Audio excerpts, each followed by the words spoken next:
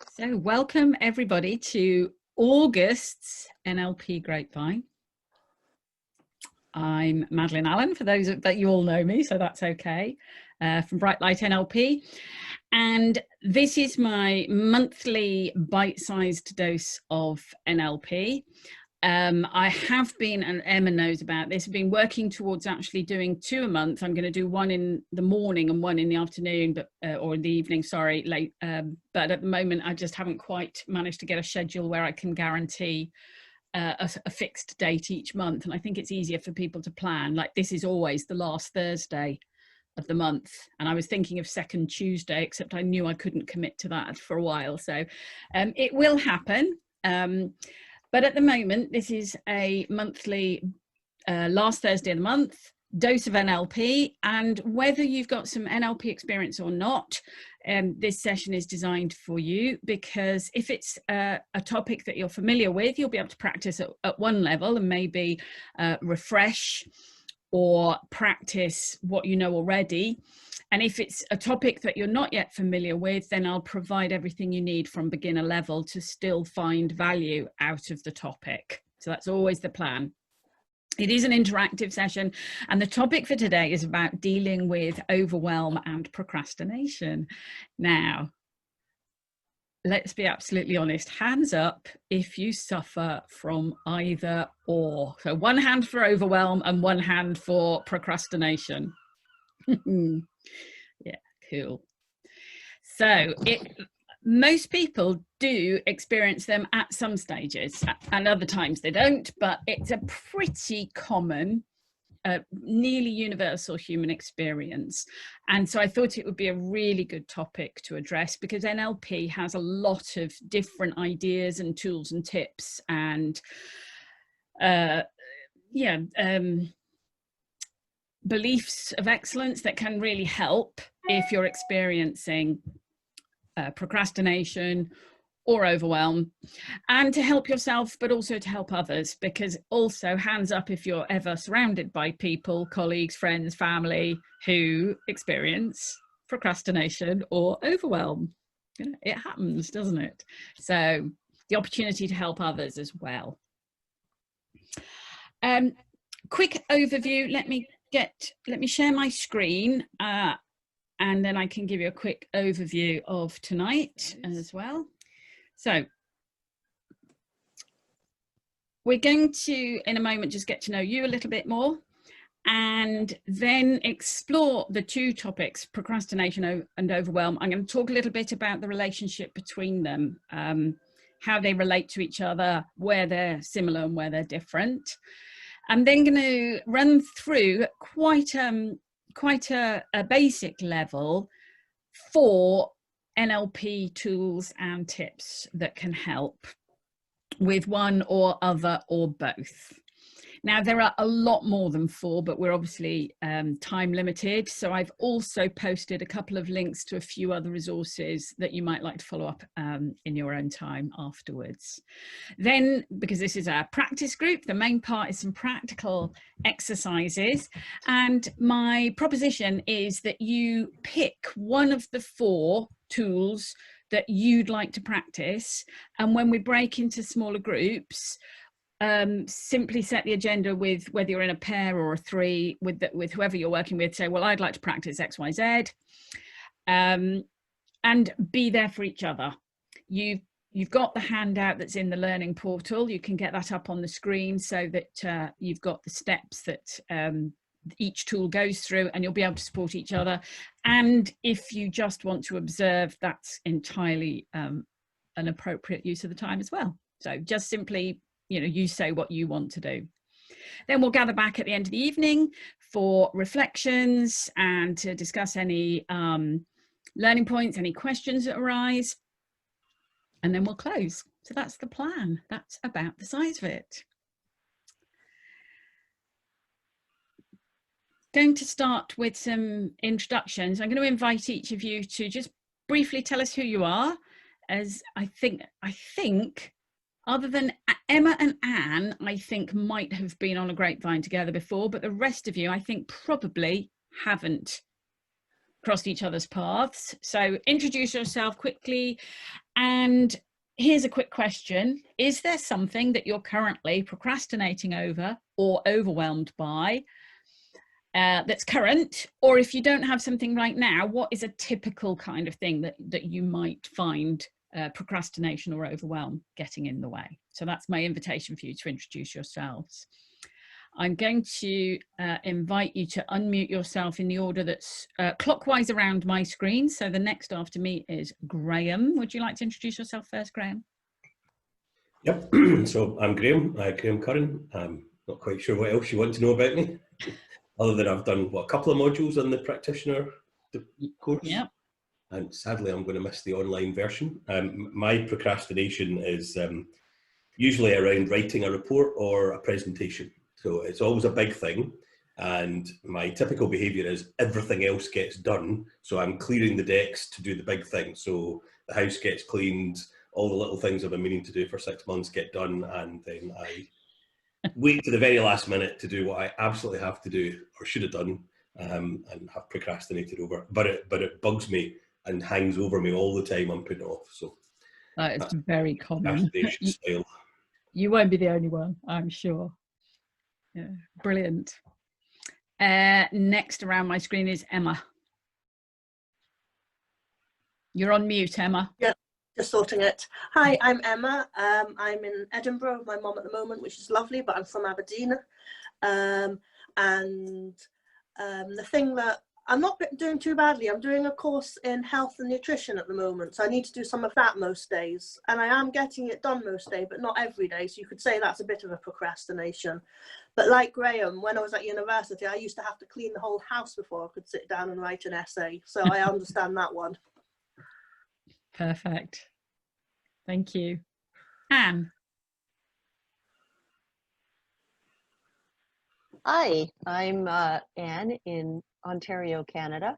I live on a horse farm, and I am a certified master practitioner in NLP, but I love these opportunities to come in, and you can always practice and learn more. So I really appreciate these great mind meetings. And procrastination, yes, I can totally empathize with the writing. I write articles occasionally for a magazine and consistently put it off to the last minute. But what I'm dealing with right now is I've been considering for a year starting a membership for my business, and I still have not started it. You're muted, Madeleine. Yeah, that's quite a long procrastination. Yeah. Cool.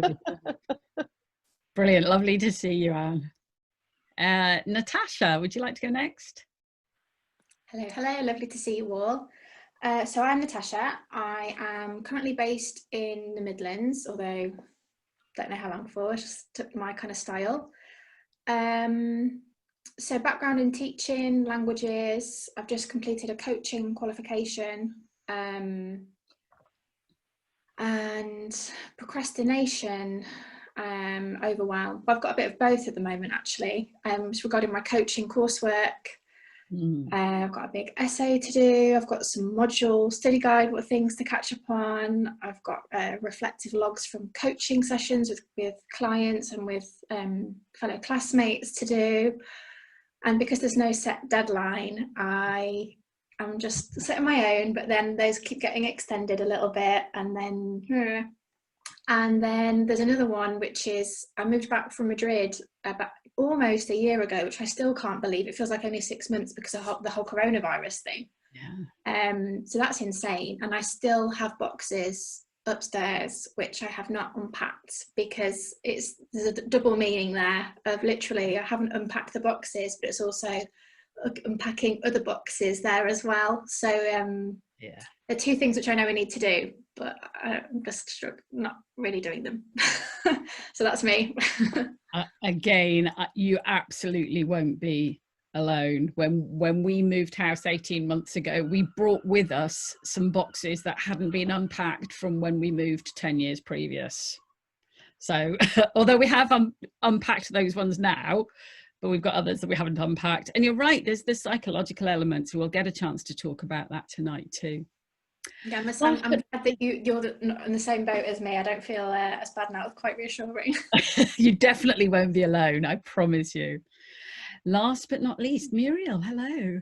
Hello, hi. Yes, so as we sort of outlined at the beginning, I did the NLP diploma with Madeleine in 2012 when I worked for Aberdeen City Council. I live in Edinburgh, and I did at that time. I loved working for Aberdeen City Council so much in HR that I commuted on a weekly basis for 6.5 years. So, yeah, so I've been back in Edinburgh properly for a couple of years. And I am currently in an HR role which I started in February, which is a 12-month maternity cover post. So it's an interesting sort of tenure to have, basically. It's completely turned out not to be the job it was supposed to be, obviously. And I'm a kind of world-leading expert on furlough, as I feel, which from the 1st of November is obviously completely redundant as a skill and area of expertise. So it's a really challenging time. So overwhelm is a huge part of my kind of day-to-day life. I'm 6 months in, I've got 6 months left. And yeah, there's just so much stuff going on. And one of the many things I think I'm procrastinating about at the moment is I've got a piece of work that I need to do in terms of updating policies, which relates to a deadline, a flexible working project that we're doing. And actually, it's probably not a huge amount of work, but there are so many other bits and pieces that I'm kind of doing all the bits and pieces and not being able to clear enough space to do the actual, piece of project work.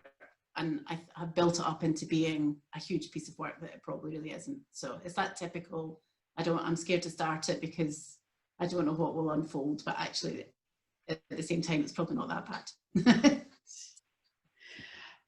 Lovely to see you, Muriel. Gosh, I know what you mean about jobs not turning out the way you expected. My stepdaughter is also in HR, and she took a job just like 2 days before lockdown began and still has not yet physically met any of her colleagues, not one in person. And she's running, doing the HR without actually meeting anybody. And it's fascinating. Yeah, I had 5 weeks in the office and then I've been at home. Wow. We're home from the 16th of March. Really, I mean, if anybody checks me on LinkedIn, they'll see where I work, but really, particularly disappointingly, it's the Fringe Society I work for. So really? God. We're in the midst of the Edinburgh Fringe and we're not. So quite an exciting thing to be part of, but obviously not the case. Although we've got some digital stuff going on, but it's not quite the same. It's not the same, is it? Brilliant. Well, you're all very welcome. I was starting to write a list of what I'm procrastinating over, and I procrastinated about writing my list about procrastination.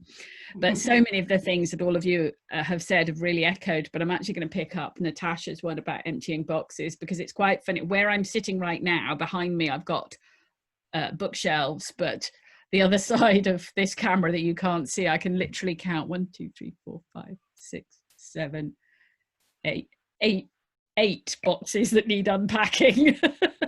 And we've lived here 18 months, so yeah, that'll be my one.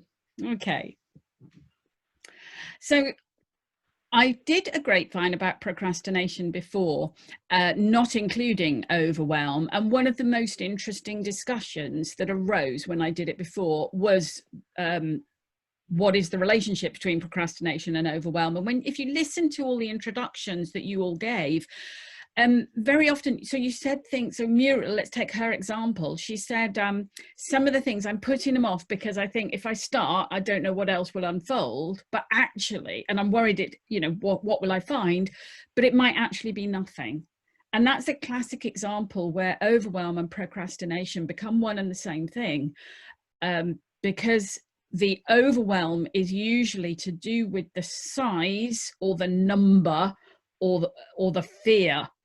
It's the unknown side of things. So it's kind of the I can't, or I don't know where to begin type of procrastination. Whereas pure procrastination is about more, I'll just do anything else except the thing. So I'm going to start with a little bit more discussion about the relationship between them. And I'm going to start off with 4 key things to think about where they're actually the same. Procrastination and overwhelm, people sometimes think about them as habits or behaviors, like there's something you actively do. And when you think of them as a behavior, weirdly, it becomes harder to change. But if you think of them in NLP terms as a state, so a thought pattern that leads to a behavior, it's actually a state of mind, and NLP helps to unlock that, because we know from NLP that a state is something that you can choose. So then instead of it becoming a kind of unconscious habitual behavior, it can become a conscious choice if you want it to. So thinking of it as a state rather than a behavior can be really useful. Both overwhelm and procrastination are self-created. Yeah, they don't exist outside of us. They're not things that we're victim of. We make it happen. So at some level, although unconsciously, we have chosen it already. This is what we choose to do or choose not to do. So you might choose, as both Emma and Graham said, to clean the entire house. And that's quite useful because it helps recognize the difference between procrastination and laziness, for example, where although laziness is also a choice, you usually choose to do nothing. In procrastination, very often, you might choose to do nothing, but you often choose to do something else, displacement activity, we call it. But the thing to remember, it is within your own control. And if it's within your own control, then changing it is also in your own control. And so you empower yourself when you remember that. Both of them are reactions to a combination of both the internal stimulus, so typically things like the feeling, the self-talk, the emotion, the fear. I can't remember who it was who talked about that, or maybe you didn't use the word fear, but like, oh my goodness, it might be big and scary. Yeah, so those are the internal stimuli that lead to it, and the external stimuli. So that might be things like awareness of a deadline, or as Natasha pointed out, absence of a deadline. That can be just as difficult. The sight of a overflowing inbox, or a to-do list a pile long, or even the sight of these 8 boxes that I've got in the room, that creates that, oh my God, the boxes, and then I'll walk away from them instead of resolve them. So in both cases, in procrastination and overwhelm, there are both internal stimuli and external stimuli that will create this reaction. And the product is inertia. I don't mean total inertia, as in you'll do nothing, but inertia with regards to the thing. You won't do the thing. It can even feel like frozen, complete inability to do the thing, or movement in the opposite direction. I'll run away from the thing. That basically they lead to the thing, whatever that task is, not getting done, or not getting done in the timescale that you're thinking about. So they've got a lot in common. The main difference, and there are different definitions, different interpretations, but the main difference between them is that procrastination is usually driven by an internal unwillingness to act, for all sorts of good reasons that we tell ourselves, but it's that I don't want to do this thing, and quite often that goes along with, and so I'll do something else. And the I don't want to can be driven for all sorts of different reasons. So yeah, I don't want to do the thing. And overwhelm is usually characterized by almost feeling unable to act, even if you want to. It's more like a paralysis, a sense almost that there's the external forces are too big, or too many, or too scary. So it might be, I want to, but I can't, or I don't know where to begin. And it is that sense that actually, if I begin, you know, if I pull that one piece, I might unravel the entire thing. So that's the kind of the basic difference between them. So the 4 tips that I've got tonight, a number of NLP based tips, actually all of them can apply to either procrastination or overwhelm, or when they both show up together, because they are basically very, very similar. I noticed, so in the chat that I was looking at, Anne also added that it can include inability to make a decision. So it's not just doing the thing, but also inability to make a decision about the thing. And I think that's very true as well, and a really important one to add. So, tip 1. Tip 1 is about the self-talk. When you think about that thing that you're putting off, and each of you gave an example, quite often it was about writing, I noticed, but let's take Anne's example of launching her membership. And I've been privileged enough to hear her talking a bit about her ideas. And I think, oh my goodness, you're just denying the world this really useful resource. But in your head, you're putting it off right now for whatever reason. So when you think about that task that you're procrastinating over, what are you saying to yourself? What's going through your head? What's that little voice? And quite often it is that I can't, or I don't want to, or even, well, I will do it in a minute. I'll just clean the house first. Or, yeah, I am going to do it, just not yet. Or give me 5 minutes to finish this other thing. Or it might be much more undermining than that. So those are examples typically where the self-talk is, I will do it, but not yet. It might be that, especially in the case of overwhelm, I can't do it. I don't know how to do it. It's too big. It's too scary. If I do this, I might be risking something, like putting myself out there. What if everyone laughs at me if I do this thing? Better not to even try it. Otherwise I might fail. So when we do the practice later on, if this is the tool you choose, you can think about what your self-talk is, because guess what the solution is? What do you want to say to yourself instead?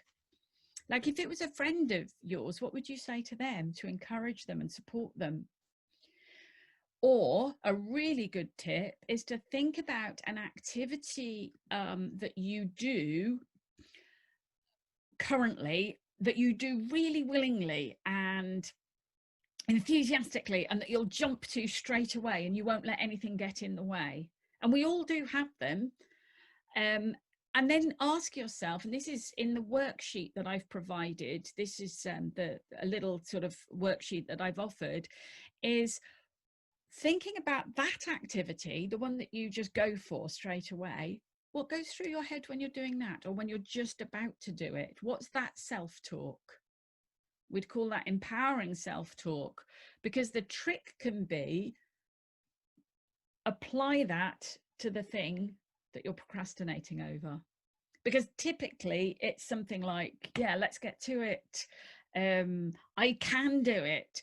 Can't wait, get on with it. This is going to be a doddle. Or even the first step is just a baby step. How hard can that be? It's so easy. You know, it's not worth putting off, because I know I can do that. Because after all, progress is simply one step after another step. So you only need to be able to do the first step or the next step.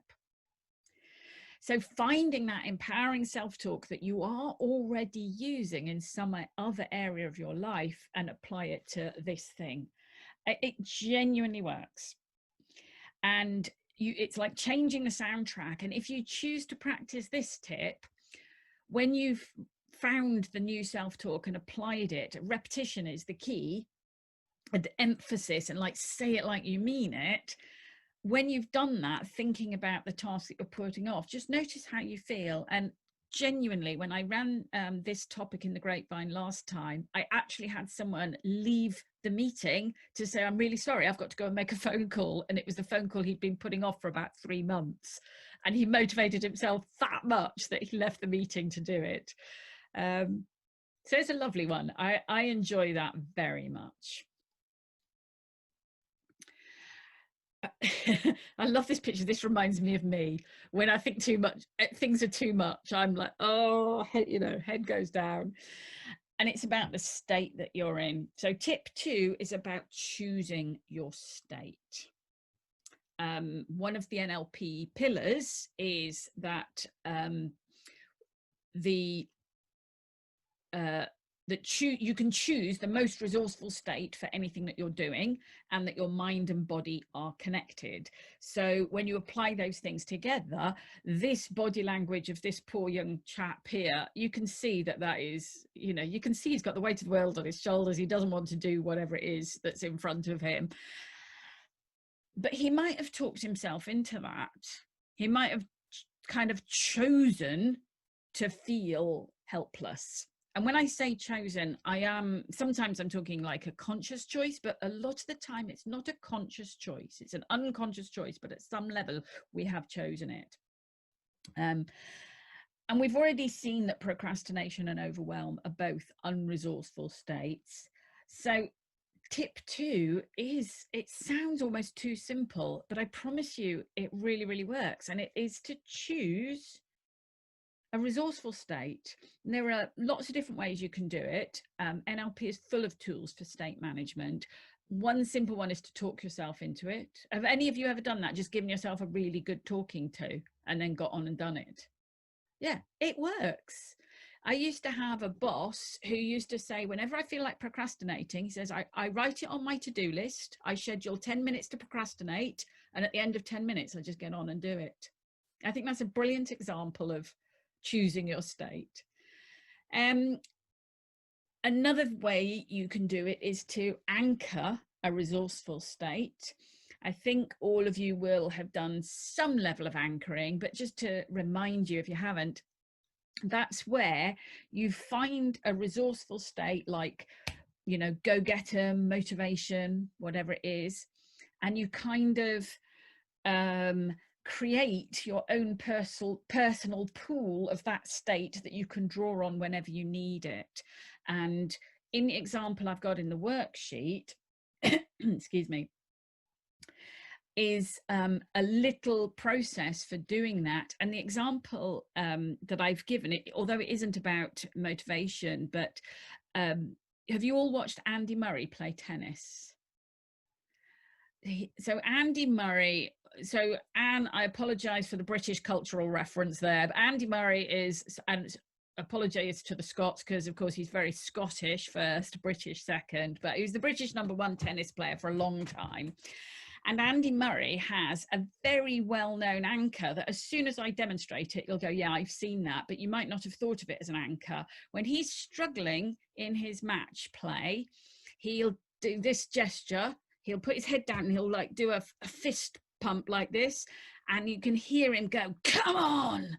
Yeah. And the crowd shouts, come on, Andy, without realizing that he is using a gesture and a phrase as an anchor to recreate the next level up of match play performance. And he's worked at that really deliberately. He's not just doing it out of frustration. It's not just a tick. It's a deliberate anchor.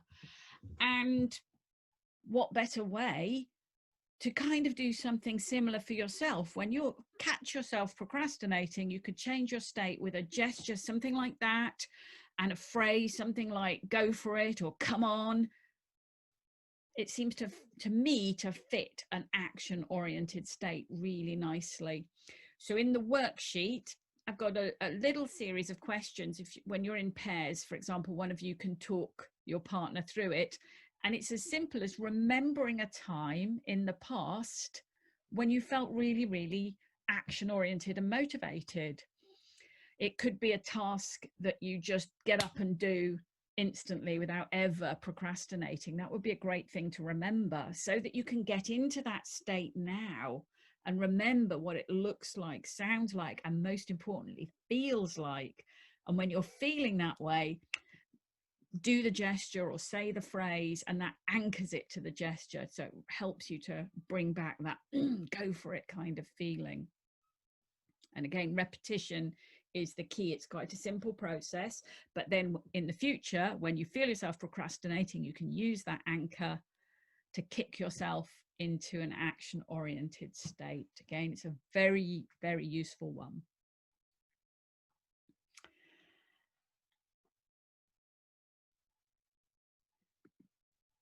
Oh, that's the one I should do. So that I love that picture. She looks very action-oriented to me. That superwoman state. She looks like she could tackle the world, doesn't she?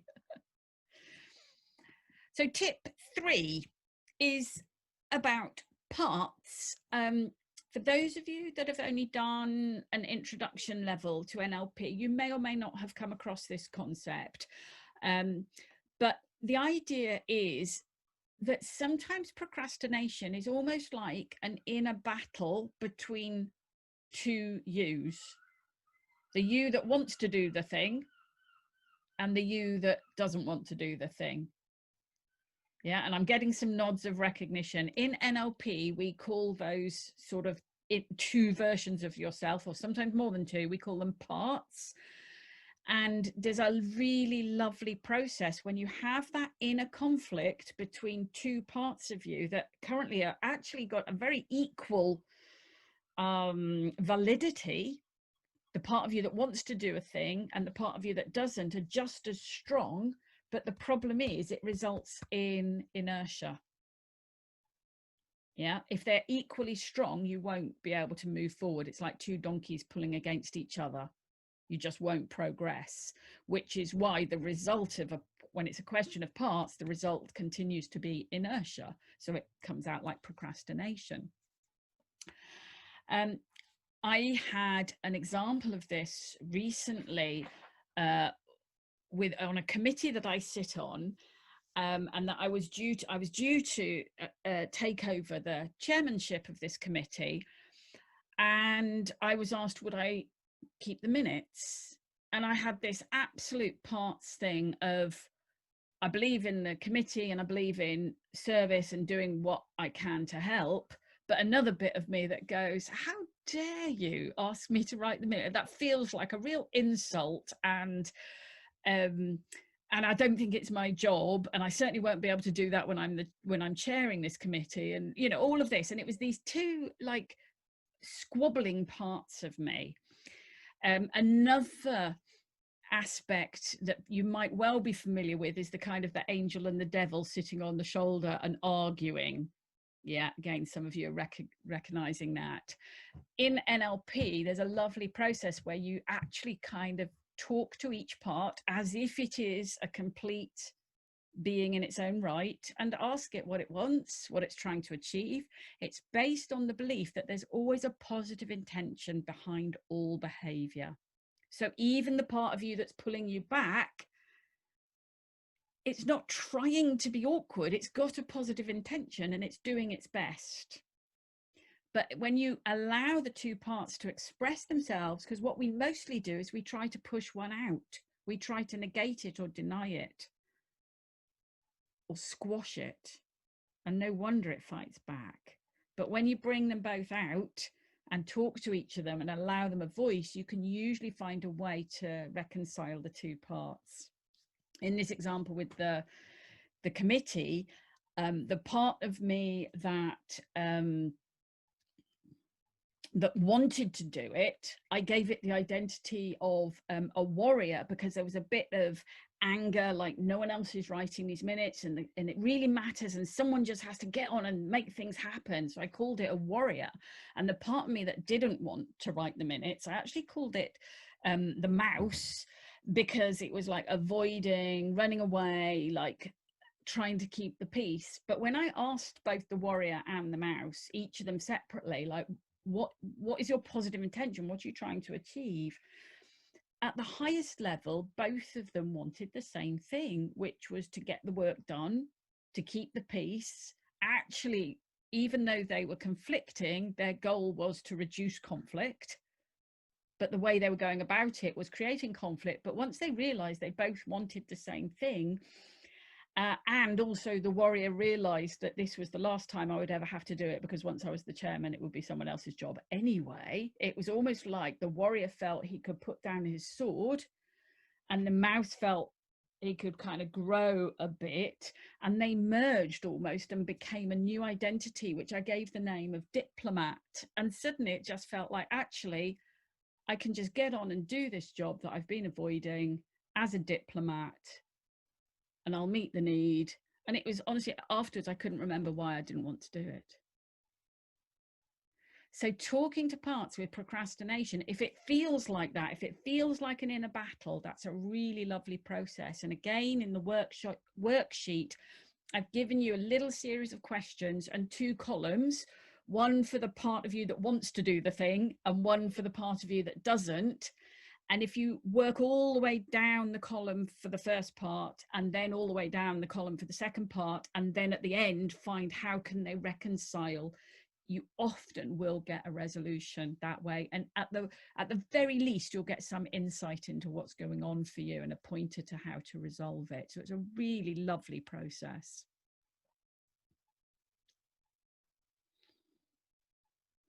I am assuming, by the way, that if you want to ask any questions, you'll raise a hand or something. I should have said that earlier. You're very welcome to, because I know I'm aware I'm going through them quite rapidly.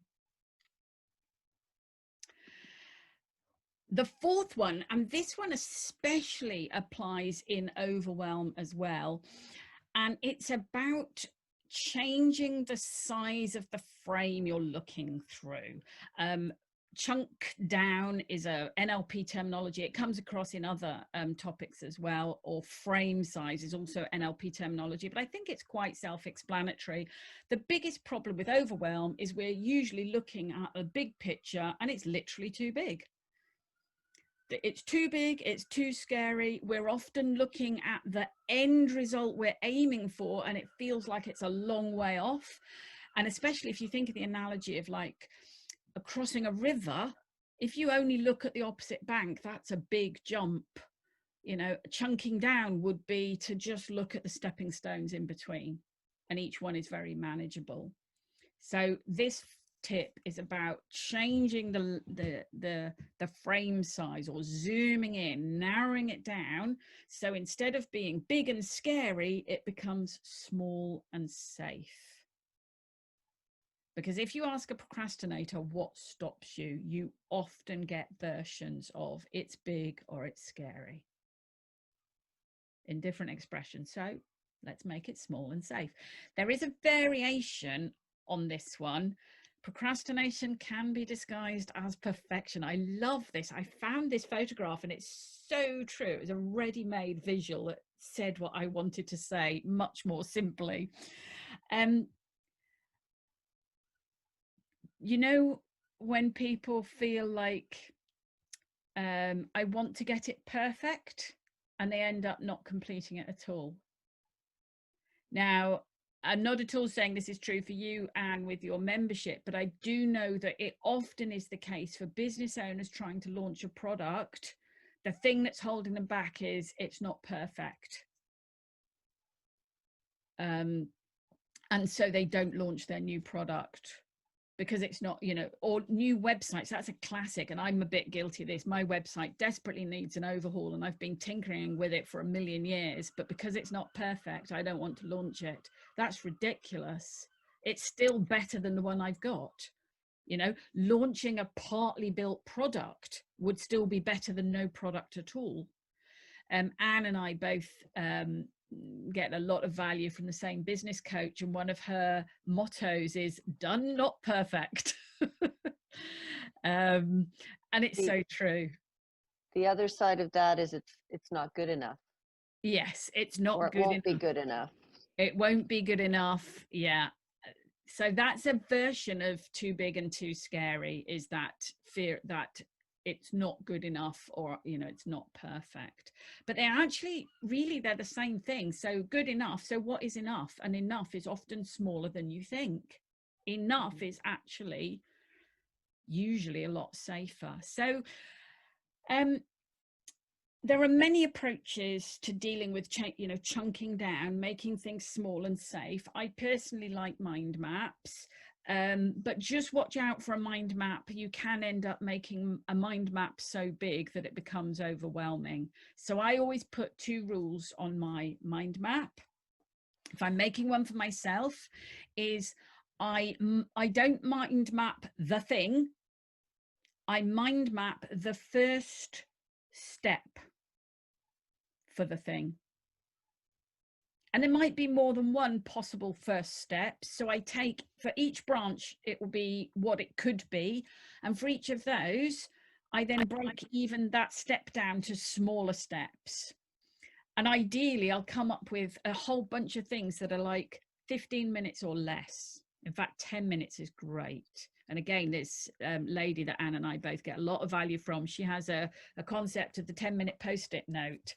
And she writes piles of tasks, any one of which would take her one step forward, but that would take 10 minutes or less. And she just creates this pile on post-it notes, one post-it note per task, so that whenever she's got 10 minutes, and it might just be while she's making a cup of tea, she'll just at random grab a post-it note and do that thing. And it's amazing by the end of the week how many 10 minutes of focused work can get done and move you forward. So yeah, being careful with your mind map not to let it to add to your overwhelm. It should be about making things small and safe. So the first one is to mind map my next step. The second one is to mind map the first problem. And my accountant has a great phrase. He loves problems. He says, every problem is an opportunity for a project. And it's very similar to the NLP. There is a solution to every problem. But I quite like there's a project for every problem, because often it isn't just an instant answer. But if I take the thing that I see as a problem, like these boxes, for example, I know that one of those boxes has got quite a lot of my late father's belongings in. I know that. And I also know that thinking about my dad and looking at his stuff makes me upset. So I can say, right, okay, I know that. And it's an example of what Natasha was talking about. Unpacking the box is going to unpack some emotions that, quite honestly, I'd rather leave them packed right now. I'll pop that down as a problem. So that's what's stopping me with one specific box, not all the boxes, one box. Suddenly it's already become more manageable. So like, okay, how about, instead of being scared of the emotions, how about deliberately planning to make that a celebration of my dad's life? That's one possible thing. Or there could be loads of others. But if I mind map and brainstorm different ways, I will hit on something that feels small and safe. If I don't brainstorm it, it stays big and scary. And that's what overwhelm is. If I do this, I make it small and safe. That's my goal. And I'm literally, just in talking that through with you, I'm already looking at that box thinking, do you know what? The weekend might be a really nice time to do that. Actually, that'd be lovely. And I might find some stuff in there that that I'm ready to let go of. I might find some photographs. I might send them to my mum. Actually, it could be really good fun. Actually, I'm almost looking. No, I am looking. State change. I am genuinely looking forward to doing that task that I've been putting off for, when did Dad die? 6 years. Genuinely. I'll report back. I'll tell you when I've done it. Yeah, moving from the big and scary to the small and safe is tip 4, and a really a nice one. If you're going to use this one, there's a lovely add-on that I've put into the worksheet, which is the 5-minute coaching framework. So this is a series of questions you can ask yourself or ask someone else to help them break down a task. So what has to happen? That's the beginning task. What has to happen to make that happen? It breaks it down into smaller steps. And you can actually repeat that until you get down to the tiny chunk. And then you ask, and can that happen, whatever the thing is? And then the motivator, and will it happen? And you should end up with a resounding yes. So I like that. What has to happen? What has to happen to make that happen? And can that happen? And will that happen? And you'll end up with that bit of accountability to yourself or to others that say, yes, I'm going to do that thing.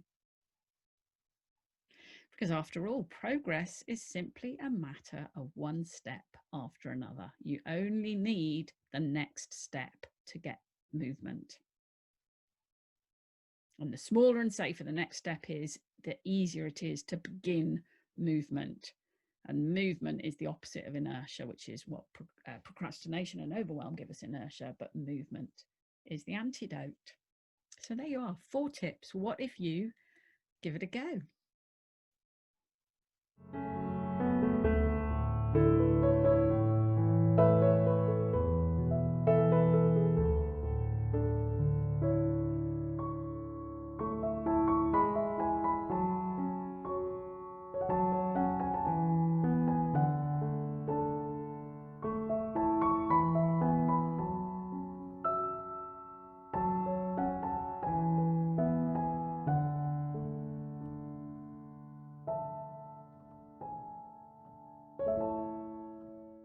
Everybody back, always a good sign. And Natasha was mid-sentence when we got pulled out. Oh, I'm Now sorry. I want to know what she was going to ask me. Oh, you want to just finish that off? What was that? Would you mind if I said it really quickly, Madeleine? Go ahead. Thank you. And I was just going to say, I felt really bad when we were doing our conversation, because I felt that I didn't actually ask you which tip you used for your procrastination theme. So I just felt a bit bad about that. Sorry. Oh, no. I had said I was doing the, because as I was talking about the task, I started to it was talk about the self-talk. So I said I'm just going to go with that one. Yeah. Yeah, I did. I just felt like I hadn't explored it enough. So yeah, sorry. Thank you. All fine. It was all fine. Thank you all. Sorry, all done. It's always important to round things off. So I'm glad you got the opportunity to say that.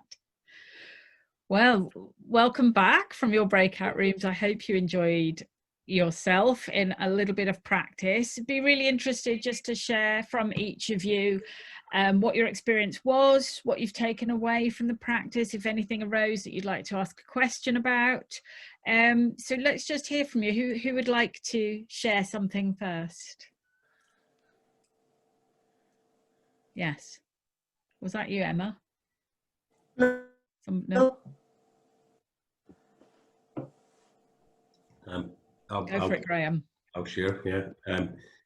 I must admit, when I came on tonight, I was a bit tired. It's been a long day. I've got a bit of a cold, feeling a bit sorry for myself, and I was thinking, oh, I could be sitting on my feet up with a gin and tonic at this point.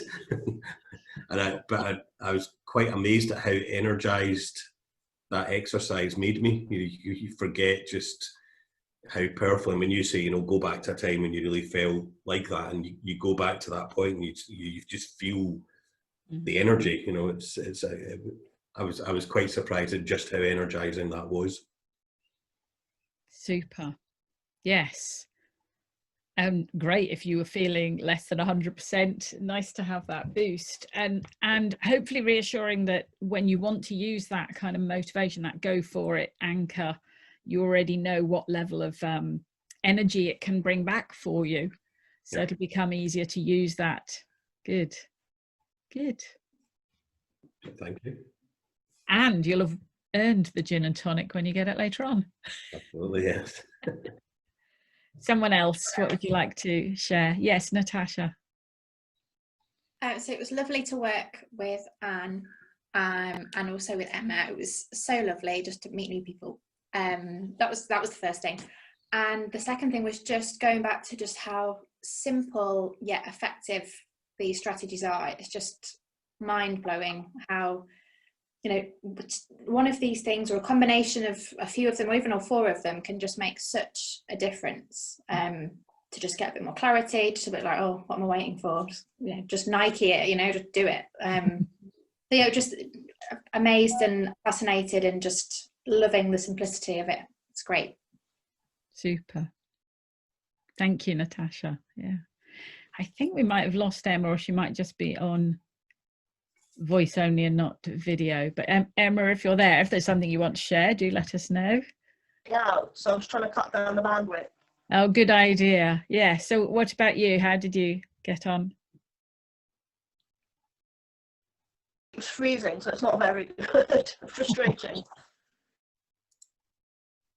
No, if it's not working, don't worry. We'll maybe hear from Anne and Muriel. Yeah. Yeah, no, I opted for the sort of chunking down with the able assistance of Graham, which was really great. So thank you, Graham, for that. Both observing what you were doing and anchoring, but also really helpful in helping me to sort of drill down to the first steps. Which, yeah, you know, somewhat as Natasha said, you know, so simple in many ways, and in my own consciousness, you know, I was sort of aware of what I should be doing, but it was just actually being able to sort of focus and break it down. So that's been really helpful. And you know, there's a certain element, I think, of sort of facing the fear. So that has been really helpful. And feeling a lot more positive about getting on and doing it, and that it's not going to be this huge unwieldy task that I'd been fearing. I'm quite clear that I already knew what it involved, and it's completely manageable. So that's great.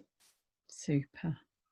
I love noticing how different it is compared to when you talked about, I think, the same issue when you introduced yourself and talked about this big thing that was overwhelming you. And you did the absolutely perfect example of moving from big and scary to small and safe, and that level of confidence shift. It's really lovely to see that. Yes, thanks again as well. It's a pleasure. Anne, what about you? Yeah, I had a light bulb moment where I said this in our group. I don't think of myself as a perfectionist, but I think there is some perfectionism behind keeping me stuck with this, about finding the perfect platform to put my membership on, about making the membership perfect for, you know, whoever comes into it. So letting go, recognizing that, first of all, because you can't let go of what you're not aware of. So it's very helpful to be in that group and have the ladies asking me questions that just triggered those thoughts, because I can go around and around in my head on my own,